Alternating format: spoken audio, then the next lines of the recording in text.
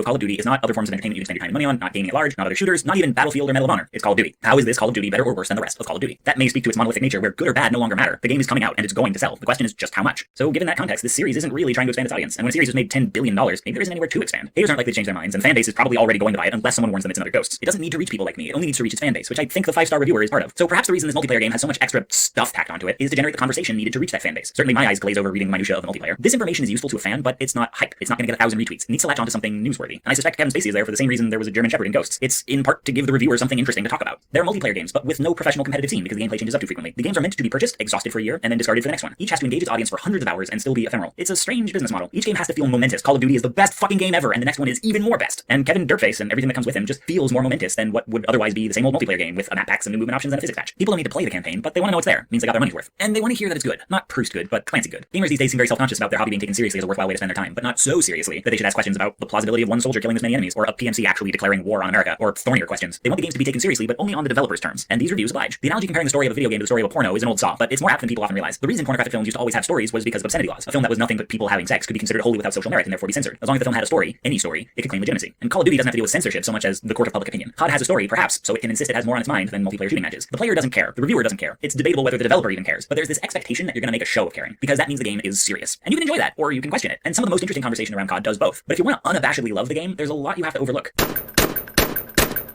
And this mentality of overlooking seems to have trickled all the way down to how does it compare to the last game like it I was paid to review that wasn't Call of Duty? There are those 3 questions you're supposed to ask of a creative work, and COD passes the first 2 neatly. It is precisely what it wants to be. But the third question is that a thing worth being? And I'm not saying the answer is no, but that people who love the game don't seem to want the question asked. Second, the review is uncontroversial. Given all that's going on right now with ethics in games journalism, I think it's worth mentioning when and where people pitch fits about ethics. People see a high score for Gone Home and they start looking for connections. Right before the review came out, the reviewer was invited onto a podcast where the lead designer used to be a co-host. Grr, collusion. When people see low marks or even just a conflicted opinion for a game like Grand Theft Auto 5, they look at the credibility of the author. Look how much attention this controversial opinion got. She's clearly doing it just to boost her own fame. Grr, corruption. Nobody will cry foul about these reviews. They may not like them. The haters will still roll their eyes and write low review scores and protests, maybe even claim the reviewers were paid off. But it's not going to end up on a wiki. The disjoint between the critical reviews and the user reviews of Gone Home on Metacritic has been cited as proof of journalistic corruption. No one has cited Advanced Warfare for having the exact same disjoint. People could easily find connections if they went looking for them. I am positive Activision is advertised on most of these sites. I'm sure somewhere on Twitter a developer has a friendly relationship with a reviewer, because if you're hell-bent on seeing corruption, you will always find it. But it's not going to set off alarms, because this is what people expect. They expect a highly polished AAA game to be generally well received. They expect an extremely pro-military and pro-American game to be treated as apolitical. This is what they're used to. This is the kind of review I was raised on. They go in with certain expectations and are unconcerned when those expectations are met. But I have to ask, if they go into a review with an expectation of what it will say, and what they want to find is more or less what they expected, what was the point of reading it? And to the best as I can determine, this is the popular notion of what ethical journalism would look like. Ethical journalism reflects their opinion back on them. Ethical journalism is a tastemaker telling them something they already like is good. Ethical journalism is when the reviewer doesn't ask any tricky questions and quietly reassures them that they don't have to ask them either. Let me be clear. I don't doubt that these reviewers are sincere in their opinions. The question of whether a journalist is obliged to discuss the trickier parts about games like Call of Duty, at least in some of the killing lots and lots of non-white foreigners broad strokes, is a big topic I won't get into right now. But I don't think it's any sort of problem that these reviews exist. But I feel we're grappling with the expectation that all reviews should be like this. That no one should ever ask those broad stroke questions that are, to me, the most interesting thing about the game. And I'll be the first to say that has nothing to do with ethics. And if that's all journalism ever was, I'm not sure I'd call it journalism.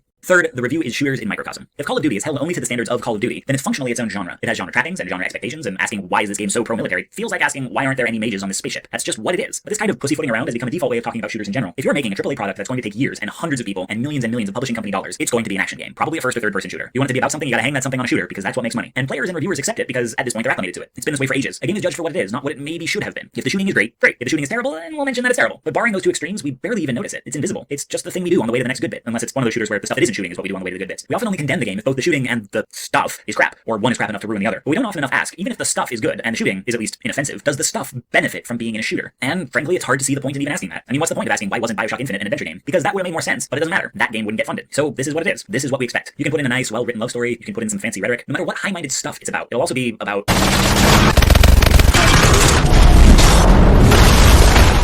Well, we can do you blood and love without the rhetoric, and we can do you blood and rhetoric without the love, and we can do you all three, concurrent or consecutive. But we can't give you love and rhetoric without the blood. Blood is compulsory. You're all blood, you see. Is that what people want? It's what we do.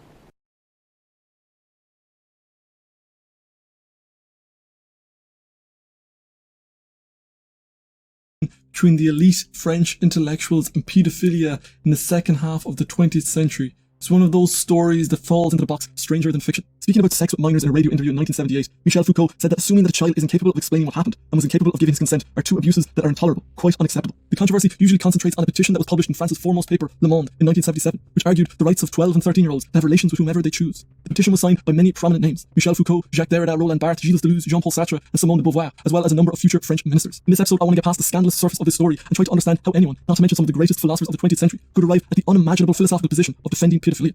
The only way to do this is to understand the intellectual zeitgeist that dominated this era of French and world history, and to see why this petition happened, and why it was but one instance of a pro-pedophilia lobby that was extremely active in France at the time.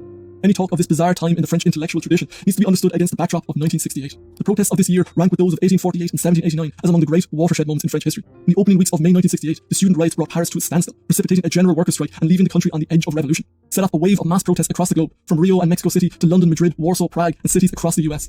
This global protest had no shared ideology or demands, but was characterized by a harmonized disgust at the rigid authoritarian status quo epitomized by the American war in Vietnam. It started with a minor protest in January by 26 students over a lack of facilities in the University of Paris at Nanterre, but it came to a head when the de facto leader of the group was called to be disciplined in the Sorbonne on the 6th of May. He was accompanied to the hearing by 1,000 students walking and singing with him, and then it turned ugly. It seemed the CRS, the French riot police, didn't like the students singing and charged them, striking them with their batons, leaving many unconscious on the cobblestones. But, much to their amazement, the students regathered and fought back, overturning cars, building barricades and digging up cobblestones to use as projectiles. The fighting went on for hours as the streets around the Sorbonne were filled with smoke and tear gas. The riots had begun. As with the uprisings of 1848, the 1968 movement finally dissipated, but in its wake, the intellectual landscape of France was completely reshaped. As the author Mark Kurlansky writes of this year in his book 1968, in history it is always imprecise to attribute fundamental shifts to one moment, but 1968 was the epicenter of a shift, of a fundamental change, the birth of our postmodern media-driven world. It was the beginning of the end of the Cold War and the dawn of a new geopolitical order. In the wake of 1968, the era of active politics had begun. Petitions and protests were the engine of this activity. There were hundreds and hundreds of petitions signed and distributed in the coming decade. These petitions attacked the moralistic and ossified establishment on all fronts, one of which was of course sexual. There was a dramatic shift in sexual mores in the 1960s. 1968 had been preceded by 1967's Summer of Love. There was an atmosphere of sexual freedom and more general rebellion in lifestyle after 1968, and it was against the backdrop of this sexual revolution that the pro-pedophilia lobby enters into the story. Muriel Salmona, a psychiatrist and president of the Traumatic Memory and Victimology Association, has said that after 1968, attitudes towards pedophilia began to shift among the intellectual elite. Children were viewed as having the right to be considered sexual beings. In Salmona's words, pedophilia was considered a sexual orientation. It was all part of a vision of freedom. In the wake of the 1968 protests and the sexual revolution of the 60s, the defenders of pedophilia began to gain a lot of traction. At this time, pro-pedophilia activists formed associations, such as the Pedophile Liberation Front and the Research Group for a Different Childhood, and began publishing their own journals, such as Backside and The Little Rogue. As one sociologist, Jean-Hughes Deschaux, has commented, opponents of pedophilia were accused of being reactionary, and pedophiles were redefined not as guilty of sexual abuse, but as victims, like homosexuals, of retrograde legislation. Deschaux is referencing here the French law at the time which treated homosexuality as a moral crime punishable by law. The pro-pedophilia lobby framed the issue as a matter of oppression of children.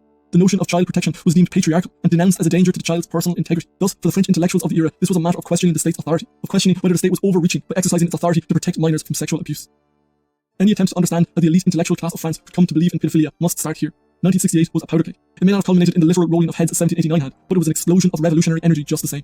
The educated youth were brimming with the energy of transformation. This energy exploded in the protests and riots of 1968, but it continued strong into the 1970s and 80s. Looking at the world around them, the world of capitalism and consumers, a world of elitist and unjust institutions, all of which was brought into sharp focus by the Vietnam War. See, in this world, the students and intellectuals believed that an alternative must be found. This was the age of liberation. The civil rights movement in America had raised hopes of a freer and better world, while also highlighting how rigid and broken it was, and how words like freedom and equality were laced with unspoken terms and conditions. In the space of a decade, the civil rights movement fought for the rights of African Americans, the feminist movement fought for the rights of women, and the LGBT movement fought for recognition with the Stonewall rights, which are still commemorated every year with pride marches. There was the sexual revolution that challenged the societal mores around sexuality, and there were the anti-war protests against Vietnam. Across the world, the old moralizing order was being challenged. There was a frustration and anger at the state of the world, and an earnest and often naive desire among the youth to make a better world. In a 2001 article for the French left-wing newspaper Libération, journalist Soros Cholandon captured the spirit of the post-1968 era perfectly. Laboratory, the moral order, that is the enemy. And Libération at that time is nothing but the particular echo of the common vertigo. We are at the end of the 1970s. The traces of the May of the barricades linger on the walls and in our heads. Forbidden to forbid. Let's challenge all forms of authority. It was more than a period. It was a laboratory. It gave birth to hopes, dreams, senseless fights. The ban, any ban, is felt to belong to the old world, to the world of the bitter, the oppressors, the employers' militias, the bludgeoning police, the corrupt. Thought is in confusion. In this tumult, this reversal of senses, this anchoring of new reference points, in this new understanding of morality and law, this fragility and urgency, everything that stands in the way of all freedoms is to be torn down. Everything was challenged. Nothing that had been handed down from the old order could be taken for granted. And in instinctively challenging every element of the status quo, it was eventually discovered that perhaps some boundaries were better left in place, like, for example, the belief that children can consent to sex. This is the context in which the petition of 1977 has to be read. These French intellectuals were not allied with the establishment, but were in solidarity against it. They were at the cutting edge of the revolution in social values. In hindsight, this is the best and only case that can be made in the defense of these great thinkers. They were engaged in hundreds of various causes. They were signing new petitions every other day for one cause or another.